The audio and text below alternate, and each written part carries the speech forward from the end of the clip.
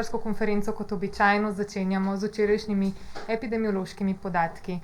Včeraj je bilo opravljenih 4812 PCR testov in 29361 hitrih antigenskih testov. S PCR testi je bilo včeraj potrjenih 1189 novih okužb. To pomeni, kar bomo sedaj videli tudi v prvi tabeli, da je delež pozitivnih PCR testov včeraj znašal 24,7%. Če še enkrat ponovim, število pozitivnih je včeraj znašalo 1189, kar je okoli 400 manj kot pred enim tednom, ko je število pozitivnih PCR testov znašalo 1558. Res je, da je bilo en teden nazaj opravljenih 7206 PCR testov, se pravi precej več kot včeraj, je bil pa delež pozitivnih PCR testov pred enim tednom 21,6%, se pravi manj kot znaša danes, ko znaša 24,7%. Glede na včeraj potrjene okužbe med občinami izstopajo naslednje občine. Celje z 92 okužbami, v Žalcu so jih našteli 26, v Ilirski Bistrici 24, v Šentjurju še 2 manj, se pravi skupaj 22. V Domžalah so včeraj potrdili 20 novih primerov, v Kranju 30, v Kopru pa 23. V Krškem so včeraj našteli 22 primerov okužb, v Novem mestu 28. V Ljubljani je bilo včeraj potrjenih 139 novih okužb, v Mariboru pa so jih našteli 79. 7-dnevno povprečje okužb po danes objavljenih podatkih NIJZ znaša 889, malenkost se je znižalo. Poglejmo si dva grafa. Prvi prikazuje 14-dnevno število potrjenih primerov na 100 tisoč prebivalcev Slovenije po statističnih regijah. Na ravni države 14-dnevna incidenca še vedno ostaja visoka in sicer znaša 629. Najvišja ostaja 14-dnevna incidenca v Goriški, Savinjski in pa Koroški regiji, najnižja pa še vedno v Posavski in pa tudi v Pomurski regiji. Podobno sliko prikazuje tudi naslednji graf, ki prikazuje 7-dnevno število potrjenih primerov na 100 tisoč prebivalcev. 7-dnevna incidenca ostaja, kot vidite na grafu, najvišja v Goriški regiji, sledijo potem Savinjska, Koroška, jugovzhodna Slovenija in osrednja slovenska regija kot tiste regije, ki imajo 7-dnevno incidenco višjo od incidence na državni ravni. Na ravni države 7-dnevna incidenca, kot je razvidno iz grafa, znaša 296,4, najnižja pa 7-dnevna incidenca ostaja v Pomurski in pa Posavski regiji. V bolnišnicah se danes zdravi 581 pacientov, to je 8 več, kot smo poročali včeraj. Na intenzivni terapiji se danes zdravi 131 COVID pacientov oziroma en manj kot včeraj. Skupaj je bilo sicer včeraj v bolnišnice sprejetih 71 oseb, iz bolnišnic pa je bilo včeraj skupaj odpuščenih 60 COVID-19 pacientov. Tudi včeraj smo vnovič žal zabeležili smrti, umrle so 3 osebe. Poglejmo si razmere v naših bolnišnicah še v grafičnem prikazu. Prvi graf prikazuje število sprejemov in število odpuščenih pacientov ter število tistih, ki so zaradi COVID-19 boj z boleznijo žal izgubili. Iz grafa je razvidno, da so odpusti bili včeraj nekoliko višji kot v preteklih prazničnih dneh, žal pa graf prikazuje, kar je lepo razvidno, da se število sprejemov vnovič v zadnjih 4 dneh povečuje. Naslednjo sliko prosim, ta prikazuje trend zasedenosti postelj v naših bolnišnicah. Kot vidite iz grafa, je ta žal negativen, število zasedenih postelj se povečuje tako na navadnih oddelkih, tudi na oddelkih intenzivne terapije in žal to pomeni, da se povečuje tudi skupno število zasedenih postelj v naših bolnišnicah. Pa še numerični prikaz pravkar podanih podatkov. Kot že rečeno, se danes skupaj v naših bolnišnicah zaradi COVID-19 zdravi 581 pacientov. Na intenzivni terapiji je zasedenih 131 postelj, na navadnih oddelkih pa je zasedenih trenutno 450 postelj, včeraj je bilo na navadnih oddelkih zasedenih 441 postelj. S tem zaključujem prvi uvodni pregledni del novinarske konference in predajam besedo našemu današnjemu gostu, ministru za zdravje, gospodu Janezu Poklukarju. Izvolite.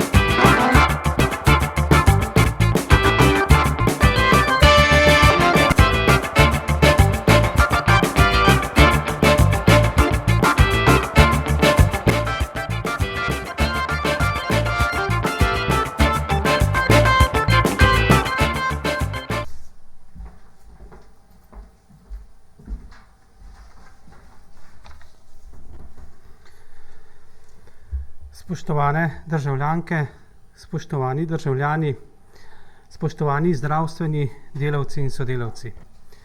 Dovolite mi, da vas nagovorim ob današnjem 7. aprilu, Svetovnem dnevu zdravja.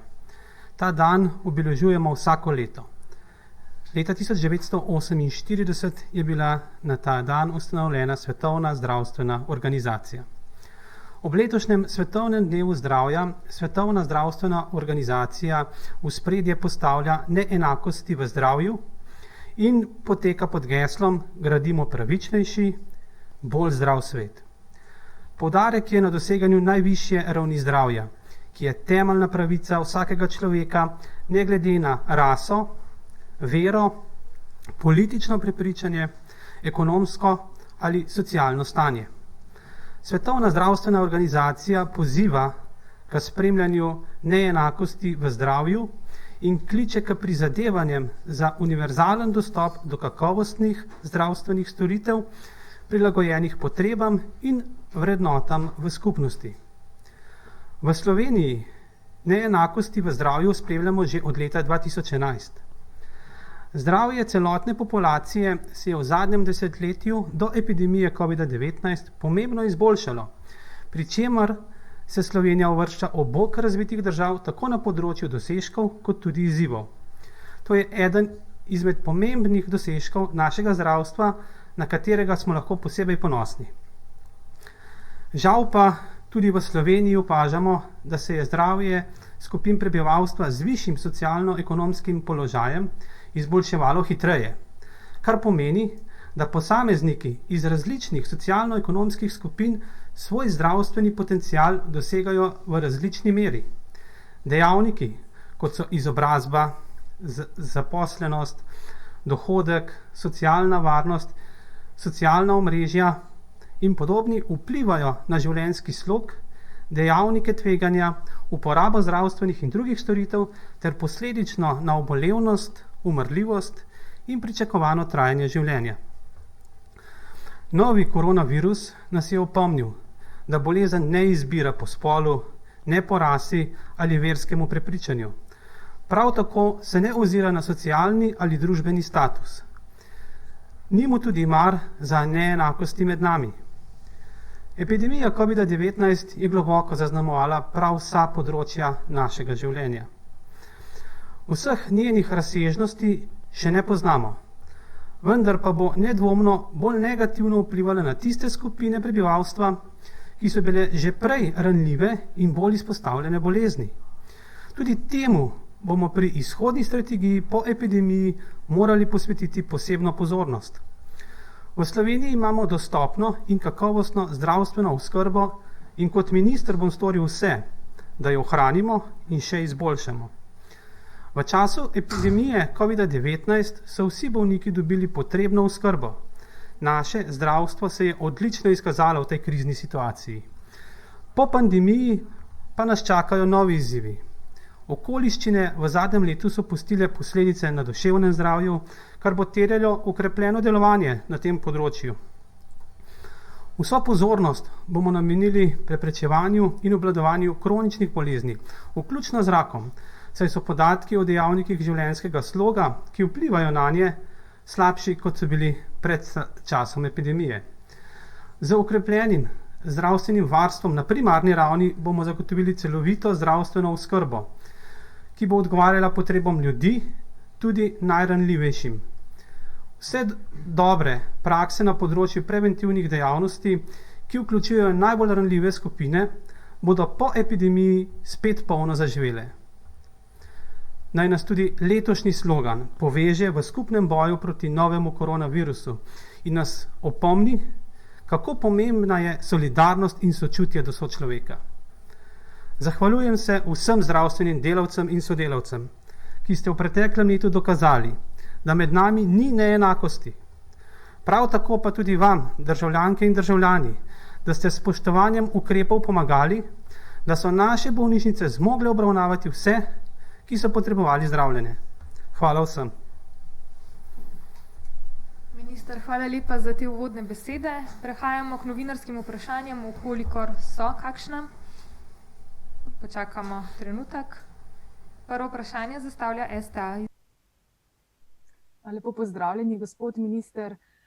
Zanima me, kakšne spremembe je svetovalna skupina predlagala glede semaforja sproščanja ukrepov, kako bo glede šol v naslednjem tednu, se bodo odprle za učence. Hvala lepa. Hvala za to vprašanje. Tako kot že v preteklih dneh, moram povedati, da je seveda ključno prizadevanje na tem semaforju za obvladovanje epidemije to, da seveda po zaključku tako imenovanega lockdowna oziroma zapore javnega življenja vzpostavimo nazaj normalno delovanje šol. In to je tisto, o čemer lahko govorim. Ta trenutek, vse ostale stvari so seveda v razpravi in boste pravi čas o tem tudi obveščeni. Hvala lepa. Sledi vprašanje TV Slovenija. Izvolite. Dober dan, gospod minister. Zanima me, zakaj Slovenija še vedno nima neke enotne evidence, kamor bi se vpisovali tisti, ki so zdaj na vrsti za cepljenje, torej zakaj je to stvar posameznega cepilnega centra, zdravstvenega doma. Obstaja register cepljenja, ampak vendarle tukaj bi šlo za neko evidenco posameznikov, ki čakajo na cepljenje. Torej, kdaj se to lahko pričakuje in zakaj, glede na to, da smo vedeli, da cepivo prihaja, se na to nismo pripravili. Zanima pa me tudi, ali je bil v Sloveniji potrjen kakšen primer krvnega strdka po cepljenju s cepivom AstraZeneca. Hvala. Hvala za vprašanja. Prvo, kar je seveda potrebno povedati, je, da smo v strategiji cepljenja seveda omogočili in posebej uvrstili praktično najvišje na sami lestvici tudi vse kronične bolnike in zato je seveda ne more biti univerzalnega seznama cepljenih, temveč je ta povezan tudi z odločitvijo in usmeritvijo osebnega zdravnika, ki pozna posameznega pacienta in seveda na podlagi razlogov tega pacienta lahko uvrsti na čakalno listo. Kar se tiče enotnih seznamov, se seveda prizadevamo, da ustvarimo po eni strani aplikacijo, ki bo dajala podporo vsem aktivnostim v procesu cepljenja. Po drugi strani pa smo v zadnjem tednu ali dveh tudi intenzivirali določene aktivnosti v smeri inštitucij, ki so odgovorne za obvladovanje pravilnosti izvedbe tega procesa in verjamem, kolikor spremljam, da so seveda se ti procesi zdaj močno, da ne rečem povsem poenotili in da, bom rekel, pred časom očitanih nepravilnosti praviloma ne bi smelo biti več. Hvala lepa. POP TV, izvolite. Lepo pozdravljeni, gospod minister. Zanima me dvoje. Najprej, kakšno stališče, kakšno držo bo ubrala Slovenija v primeru, če EMA danes tudi potrdi povezavo med cepljenjem in krvnimi strdki. In seveda, če lahko danes pričakujemo še kakšno tiskovno konferenco. Kot drugo pa glede samotestiranja učencev v šolah. Kdaj lahko šole dobijo več informacij, kdaj ne pričakujejo te informacije in pa seveda kakšen je interes za to samotestiranje. Hvala lepa. Hvala za vprašanja. Kar se tiče seveda odločitve EMA, ta odločitev je seveda strokovne narave, tako da bi bilo kakršnokoli drugačna pot kot sledenju priporočil EME neprimerna.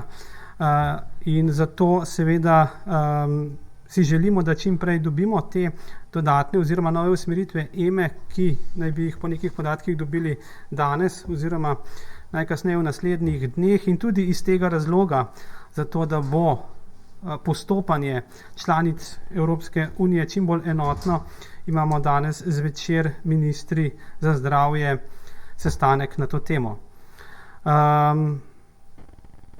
Verjamem, da karkoli bi oblikovali na temu sestanku kot predlog, bomo seveda predlagali oziroma bom predlagal kot minister posvetovalni skupini za cepljenje pri Nacionalnem inštitutu za javno zdravje, da ta predlog pretrese, se do njega opredeli in pove, seveda, če gre Slovenija oziroma če je za Slovenijo in prebivalce Slovenije tak predlog, ki je bil podan na nivoju, bom rekel, skupnosti ministrov za zdravje Evropske unije, sprejemljiv za Slovenijo. Kar se tiče šol, seveda, tako kot sem že dejal, glavni cilj je imeti šole odprte, in sicer na način, kot smo imeli pred 1.4. Skladno s tem pa seveda tudi predlagati prostovoljno uporabo neinvazivnih testov, hitrih testov, tako da v teh dneh pripravljamo vso potrebno podlago, tako od filma, ki bo ponazarjal izvedbo tega, do infografik, kot tudi ostale, se pravi, predstavitve širši šolski javnosti, tako da če bo vse potekalo tako, kot more, potem je praviloma v petek planiran prvi sestanek z ravnatelji srednjih šol, pa potem v nadaljevanju tudi z ravnatelji, se pravi v začetku naslednjega tedna z ravnatelji osnovnih šol. In hkrati treba pripraviti tudi vse drugo za ustrezno edukacijo, se pravi zdravstven kader in ostalo, ki bo pomagalo ustrezno izobraziti za uporabo teh testov tiste, ki bodo seveda zainteresirani. Želimo pa si, da je ta odzivnost zadostna, kajti na ta način bo prinesla pomembno dodano vrednost.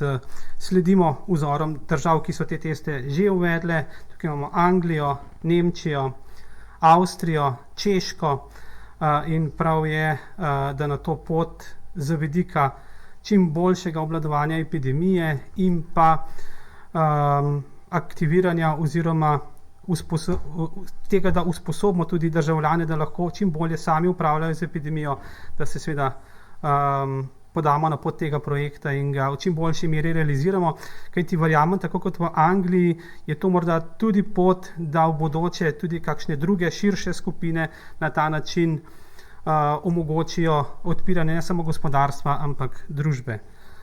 Tako da tukaj mislim, da je prva na tej poti Anglija in podrobno spremljamo, kaj se dogaja, in bomo videli tudi v naslednjih dneh, kako jim bo šlo. Hvala lepa. Žurnal 24, izvolite. Ja, lepo pozdravljeni. Jaz bi najprej prosila za informacijo glede cepljenja z AstraZeneco. Zanima me, kako to cepljenje poteka danes. Dobili smo namreč različne informacije. Dr. Bijovičeva je rekla, da je ustavljeno to cepljenje, medtem ko iz zdravstvenih domov prihajajo informacije, da se nadaljuje tudi danes. Drugo vprašanje pa zanima me, kako mislite na ministrstvu reševati neenakost, pred katero bomo postavljeni državljani ob začetku poletja, recimo, ko se bodo začela bolj množična turistična potovanja, tisti, ki so cepljeni, bodo lahko potovali brez testov, ostali bomo morali na testiranje, vemo pa, da PCR test stane okoli 100 evrov. Hvala lepa. Hvala za vprašanja.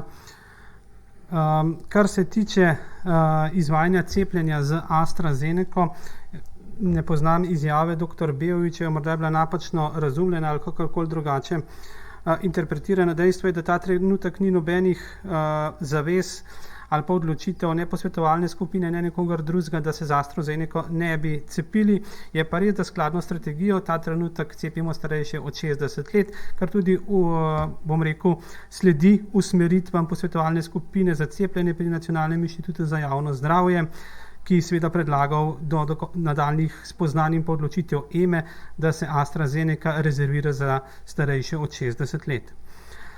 Kar se tiče neenakosti, seveda naš cilj je, ne glede na zdajšnjo projekcijo vseh cepiv, v najkrajšem možnem času zagotoviti v čim širšem obsegu dosegljivo cepivo. Vemo tudi, da vsi državljani nimajo interesa po cepljenju, tako da ne pričakujemo, da bo odziv na cepljenje 100%, si pa želimo čim bližje številko 100%. In računamo ta trenutek, da bomo v aprilu prejeli, tako kot že veste, 347 tisoč odmerkov cepiva, potem v naslednjih mesecih pa saj Pfizer, kolikor imamo napovedi, stopnjuje te dobave, in sicer če Pfizer v aprilu dobavi dobrih 160 tisoč odmerkov cepiva, je zaenkrat napovedana dobava za maj prek 210 tisoč in za junij prek 290 tisoč. Hkrati prihaja novo cepivo Johnson & Johnson, ki naj bi prvih okoli 15 tisoč odmerkov cepiva zagotovil v aprilu. Za maj pa za junij nimamo še čisto natančnih napovedi, ampak če bo tisto, kar imamo ta trenutek podatek, potem naj bi do 30.6. lahko prejeli po teh projekcijah celo 250 tisoč odmerkov Johnson & Johnsona, kar seveda ponovno pomembno dviga naše precepljenost. Hkrati imamo seveda izziv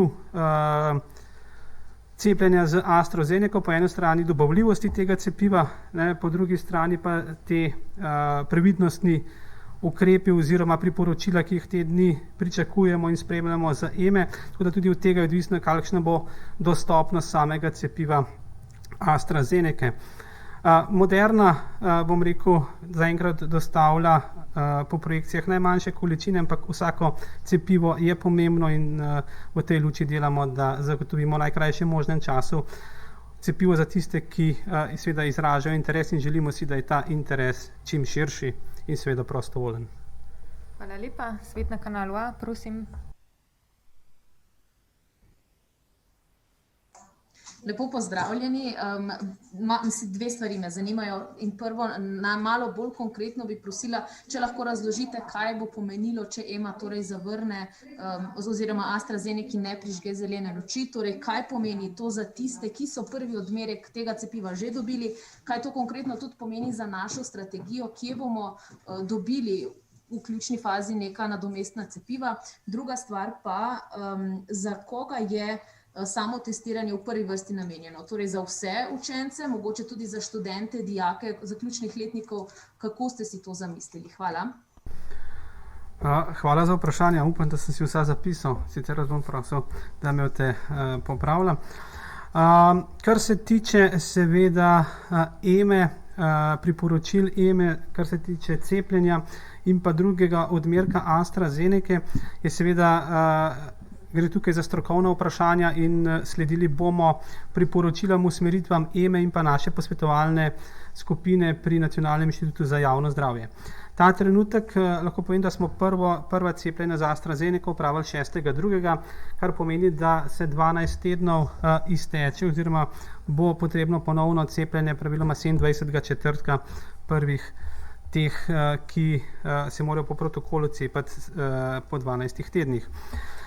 Seveda pa natančnih odgovorov ne moremo dati, kajti prejudicirati danes odločitve EME ne morem, bomo pa skladno s priporočili z vso skrbnostjo to pretehtali skupaj z posvetovalno skupino.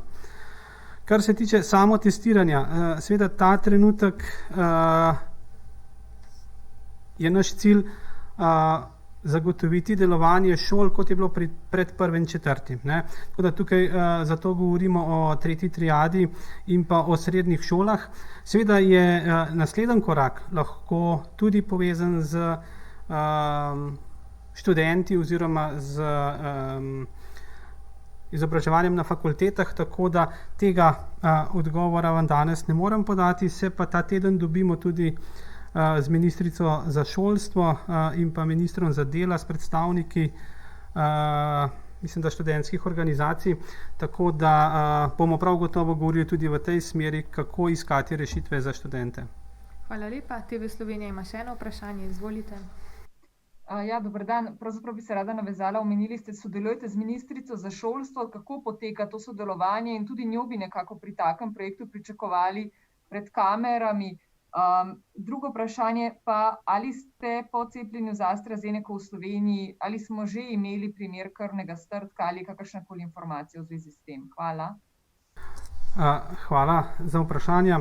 Kar se tiče sodelovanja z Ministrstvom za šolstvo ali katerikoli drugim ministrstvom, lahko potrdim, da na Ministrstvu za zdravje dobro, korektno in profesionalno sodelujemo z njimi. Tako da verjamem, da bo to podlaga, kajti sicer ne bo šlo tudi za uspešno izvedbo projekta, ki je pred nami.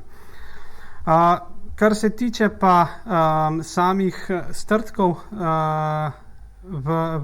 ob eventualnem cepljenju z AstraZeneco, mi zaenkrat primerov z strdki, ki bi imeli pomembne posledice, nimamo, saj meni ni poznano, da bi imeli tak primer. Je pa res, da če gledate številke, na katere se opirajo, seveda velike države govorijo o verjetnosti od 1 na milijon in približno tam okoli prihaja do teh zapletov.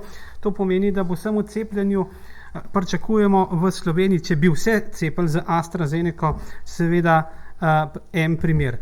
Tako da je verjetnost z tega vidika in to verjetno tudi razlog, da za razliko od ostalih držav zaenkrat takega primera nismo beležili. In verjamem, da če bomo upoštevali pravila stroke oziroma EME, da tega tudi ne bo.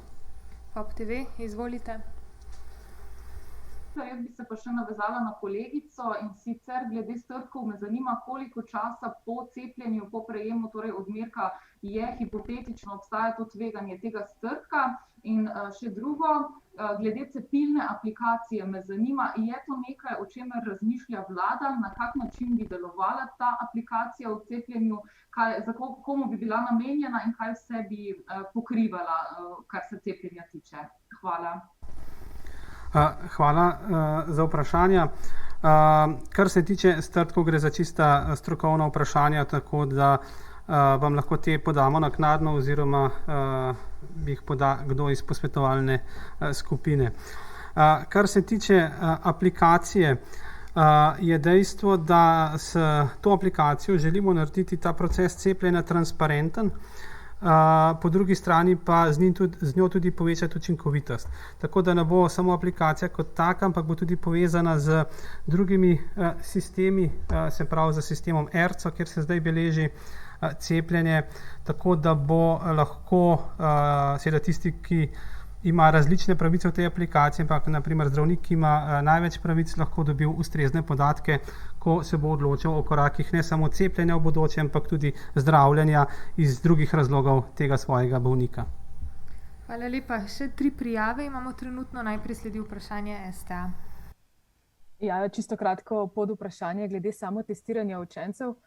Če se ne motim, naj bi osnovne in srednje šole danes sporočile interes tistih, ki bi se samotestirali oziroma število učencev, ki bi jih to zanimalo, ampak ker do zdaj še niso bile znane vse podrobnosti glede tega, ta podatek najbrž ne bo čisto realen oziroma dokončen, pa me samo zanima, ali morda v prihodnjih dneh načrtujete še eno tako poizvedovanje, ko se bodo vse te podrobnosti razjasnile. Hvala lepa. Hvala za vprašanje. Glejte, seveda sama logistika distribucije, če lahko temu tako rečem, in izvedbe na lokaciji, se pravi v šolah je na koncu koncev v domeni resornega ministrstva, se pravi Ministrstvo za šolstvo. Zato verjamem, da je Ministrstvo za šolstvo hotelo čim prej pridobiti, bom rekel, podatke, na podlagi katerih bi lahko planirale svoje aktivnosti v naslednjih tednih. Seveda, glede na informacije, ki jih je imela v tistem trenutku javnost, je morda vse skupaj bilo malce preuranjeno, ampak verjamem, da bomo tiste zanesljivejše podatke dobivali v naslednjem tednu, kajti tudi za cepljenje v prvem trenutku ni bilo takšnega zanimanja, kot ga imamo danes, in vsak dan dobivamo nove kandidate, če lahko temu rečem, za cepljenje. Verjamem, da bo uporabnost tega samotestiranja, prostovoljnega samotestiranja doprinesla k temu, da bo se ta, bom rekel, metoda uveljavljala z dneva v dan v intenzivnejši obliki. Hvala. Časopis Slovenec, izvolite. Pozdravljeni, gospod minister. Jaz bi se kar nekako navezala na to vašo zadnjo izjavo. Če podatki NIJZ-ja držijo, se v vzgojno-izobraževalnih ustanovah pač okuži samo 5% oseb. Torej, v čem je smisel testiranja oziroma tega samotestiranja, kaj bo teh procentov dejansko spremenilo pri epidemiološki sliki, da bi se otroci vrnili, glede na to, da imate na drugi strani 30 do 40% tistih, ki ne vejo, ki so se okužili. Hkrati me pa zanima, omenili ste prej, da sledite vzorom Anglije, Avstrije. V Avstriji imajo predpogoj za to, da lahko učenci stopijo v šolske klopi, da se samo testirajo. Boste tudi temu vzoru potem sledili? Hvala. Ja, hvala za vprašanja. Zdaj, kar se tiče drugega vprašanja, še enkrat ponavljam, gre za cilje ponavljajoče, prostovoljno testiranje z neinvazivnimi metodami na domu. Zakaj prostovoljno? Kajti radi bi, da se vsi naši državljani, od najmlajših do najstarejših, opolnomočijo in aktivno pridružijo obvladovanju epidemije. Hkrati pa tukaj seveda je jasno, da je potrebno vsakega kužnega, vsakega pozitivnega pacienta čim hitreje prepoznati in ga umakniti iz veriga prenose. Metoda samotestiranja je metoda, ki se izvaja na podlagi hitrih antigenskih testov. Ti hitri antigenski testi, njihova prednost je seveda široka populacijska dostopnost in pa kratek čas do rezultata. Po drugi strani pa se je izkazalo, da ti testi za samotestiranje imajo posebno dodano vrednost v skupinah, ki delujejo v obliki mehurčkov. In če upoštevamo vse to, potem lahko iz študij ugotovimo, da tam, kjer so te teste delali enkrat na 14 dni, so število okužb zmanjšali za 20%. Tam, kjer so to delali vsak teden, so število okužb zmanjšali za 50%, in tam, kjer so to delali dvakrat tedensko, so število okužb zmanjšali za več kot 80%. In seveda cilj je na ta način ohraniti odprte šole naslednjih 11 tednov, zagotoviti uspešen zaključek šolskega leta in seveda otrokom v prvi vrsti omogočiti normalen proces izobraževanja. Hvala lepa. Pa še enkrat TV Slovenija, izvolite. Dober dan, gospod minister. Rada bi samo preverila, če sem vas prej prav razumela. Torej, po cepljenju z AstraZeneco v Sloveniji ni bil potrjen še noben primer krvnega strdka. Zanima me tudi, včeraj je nacionalni koordinator za cepljenje rekel, da ljudje ne bodo mogli izbirati med cepivi. To je povzročilo kar nekaj razburjenja med ljudmi, vendarle bodo verjetno zdravniki na koncu tisti, ki bodo glede na pridružene bolezni, zdravstveno stanje in ostale okoliščine odločali, kdo dobi katero cepivo ali kako se bo to odločalo. Pa še glede te evidence, o kateri sem vas spraševala že na začetku, ali se vendarle ne da vzpostaviti nekega nacionalne evidence, kamor bi osebni zdravniki vpisovali svoje bolnike v vrsto za cepljenje. Hvala. Hvala za vprašanja. Kar se tiče strdkov, seveda po meni znanih informacijah teh primerov ni. Se pravi, strdkov, kot jih opisuje nemške in pa druge inštitucije na področju zdravstva in na podlagi katerih je seveda EMA sprožila to ponovno presojanje varnosti cepiva AstraZeneca. Hkrati seveda tudi pri nas komisija, imenovana strani Ministrstva za zdravje, proučuje vse eventualne stranske učinke in zaplete cepljenja, vendar zaenkrat povezave med eventualnim cepljenjem in samimi eventualnimi stranskimi dogodki nismo našli. Kar se tiče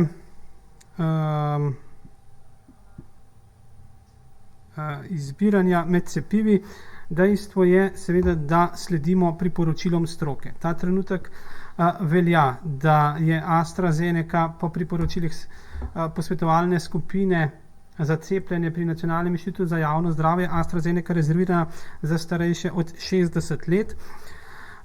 Hkrati imajo sicer vsa cepiva dovoljenja na evropskem nivoju za cepljenje od 18 oziroma, če se ne motim, od Moderne od 16 let navzgor. In glavni izziv ta trenutek je dobava zadostnega števila cepiv, ta trenutek po strategiji starejšim od 60 let, v naslednji fazi pa seveda tudi ostalim kategorijam v strategiji. In glede na trenutno dostopnost cepiva in glede na podatke o varnosti, ta trenutek ni pomembno, katero cepivo dobiš, ampak ključno je, da prideš do cepiva oziroma da si prijavljen pri svojem zdravniku na cepilnem mestu za cepljenje in seveda, ko bo na tem cepilnem mestu ta prebivalec prišel na vrsto, bo seveda cepljen. Hvala lepa. Še dve vprašanji imamo. Žurnal 24 zastavlja prvega. Izvolite. Pozdravljeni še enkrat. Jaz bi vas še enkrat vprašala glede prehajanja meje. Zdaj me zanima, kako to, da Slovenija pri vstopu v Slovenijo upošteva samo PCR teste narejene znotraj Evropske unije, da ne upošteva recimo testa, ki je narejen v Združenem kraljestvu, sploh glede na to, da nacionalni laboratorij ima seznam laboratorijev po svetu, kjer upravljajo ustrezne teste. Hvala lepa.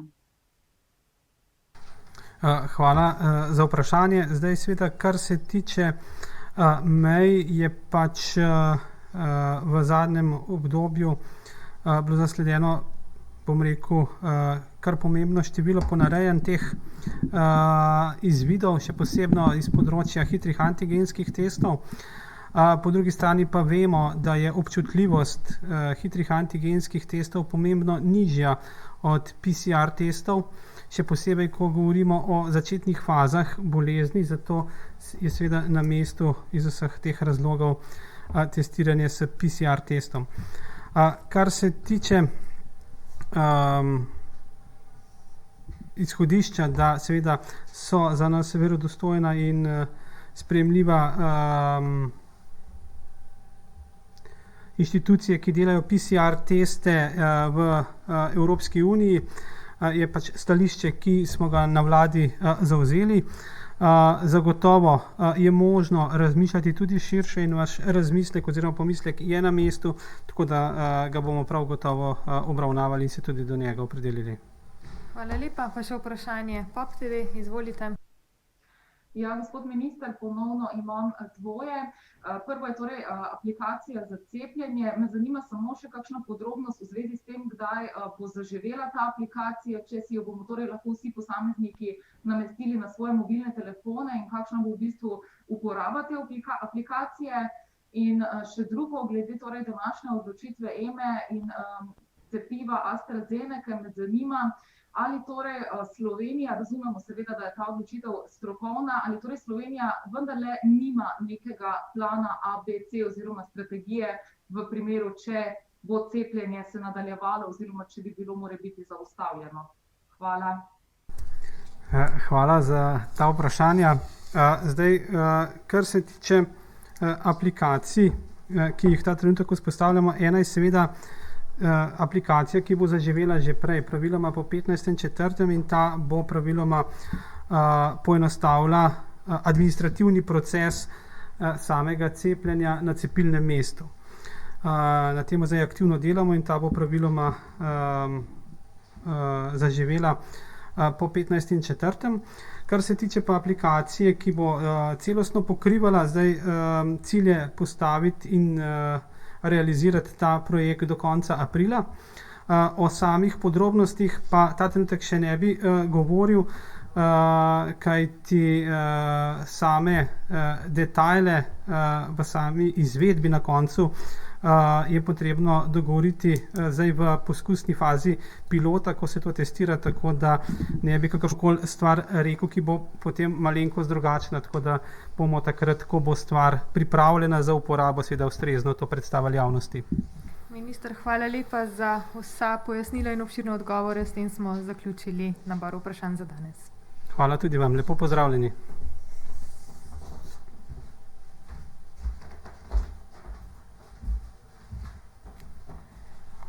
Še kakšno vprašanje morda zame, preden se poslovimo za danes?